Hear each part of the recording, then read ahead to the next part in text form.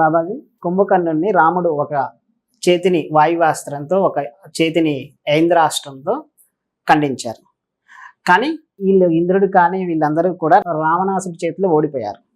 కానీ ఈ అస్త్రాలకు అంత శక్తి ఉన్నదా? ఖచ్చితంగా. అస్త్రానికి ఉన్న పేరుకు అధిపతి వేరే, అస్త్ర శక్తి వేరే. ఎలాగైతే రామబాణము కంటే రామనామము గొప్పదని హనుమంతుల వారు నిరూపణ చేసినట్లుగా అస్త్రశక్తి వేరే, మనస్సులో చేసే మంత్ర శక్తి వేరు. ఈ రెండు శక్తులు సమాకృతం అయినప్పుడు దాని శక్తి ద్విగుణీకృతంగా పనిచేస్తుంది. ఐంద్రాస్త్రము ప్రతి ఒక్క గొప్ప గొప్ప రాక్షసుల దగ్గర, ప్రతి ఒక్క యోధుల దగ్గర ఉంటుంది. సాధన చేసి పొందారు. ఏ అస్త్రాన్ని ఏ సమయంలో పఠించి దాన్ని వదిలిటి ఆ పఠించే సమయంలో ఉండాల్సిన మనో నిగ్రహ శక్తిని కలిపి వేసినప్పుడు ఆ అస్త్రం మహస్త్రంగా పనిచేస్తుంది. ఇంద్రుడు ఆ అస్త్రాన్ని కనిపెట్టాడు. అస్త్రము అంటే ఏదో ఉత్త బాణం కాదు. ఇప్పుడు కాలంలో, ఆధునిక కాలంలో ఏదో మిసైల్ అనేది వేసేస్తే డిస్ట్రక్షన్ చేస్తుంది. అండర్ గ్రౌండ్ బాంబులను పగలగొట్టు 200 మీటర్ల లోతు ఉండే భూగర్భ స్థావరాలను కూడా పగలగొట్టుకుంటూ పోయే బాంబులు ఉన్నాయి. ఇవన్నీ ఇప్పుడు మన కళ్ళకు కనపడుతున్న అస్త్రాలు. అప్పుడు వాళ్ళు మంత్ర ప్రయోగము, శబ్ద ప్రయోగము, మానసిక శక్తులను వాడి ఉపయోగించేవారు.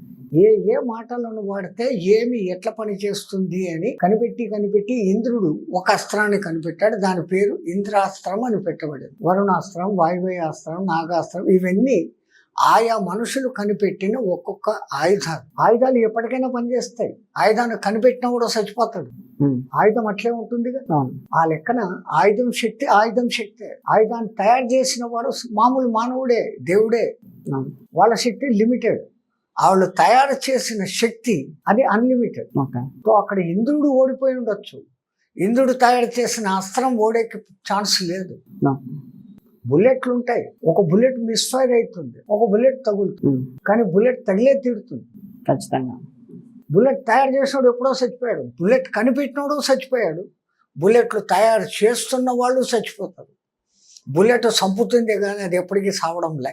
అట్లా ఇప్పుడున్నటువంటి ఆయుధాలకి అస్త్రానికి డిఫరెన్స్ ఏంటి? ఇప్పుడు ఆయుధాలు మీకు కళ్ళకు కనపడేటువంటి కొన్ని రకాల కెమికల్స్, కొన్ని రకాల పదార్థాలు, ఇవన్నీ కలిసి చేయబడుతున్నాయి. దానికి ఒక టైమర్ ఫిక్సింగ్ అనేది ఉంటుంది.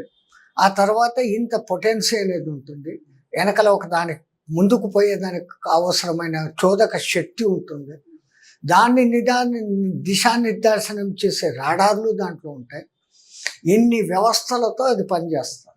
ఇవన్నీ కనిపెట్టిన మానవుడు మొదట ఇట్లా చేస్తే పోతుంది అని కనిపెట్టిన మానవుడు 100 సంవత్సరాల కిందనే చనిపోయాడు. క్రమాభివృద్ధి జరిగింది. ఒక్కొక్కడు తయారు చేస్తున్నాడు. ఆ చేసిన వాళ్ళు కూడా చనిపోవచ్చు కాక. ఆ చేసే టెక్నాలజీ అనేది ఈ పొద్దుకు వాడబడతానే ఉంది. అవి వాడుతూ ఉండవు. దానికి ఇప్పుడు పేర్లు పెట్టాను. బ్రహ్మాస్ మిసైల్ అని, నాగా మిసైల్ అని పేర్లు పెట్టావు. ఇప్పుడు అస్త్రంని వీళ్ళు క్యారీ చేస్తారా, మంత్రంతో పనిచేస్తున్నారు? ఏదో ఒక దాని ఆఖరికి గడ్డి పోచను కూడా తీసుకొని మంత్రిస్తే, గడ్డి పొరక మీద ఆ మంత్రం చదివితే, ఆ బ్రహ్మాస్త్ర మంత్రం చదివితే బ్రహ్మాస్త్రం అవుతుంది. నాగాస్త్ర మంత్రం చదివితే నాగాస్త్రం అవుతుంది. నీవు చేతికి ఏ వస్తువుని తీసుకొని నీళ్లను అభిమంత్రించి ఇడిస్తే కూడా అస్త్రంగా మారిపోతుంది. అదే అవుతుంది.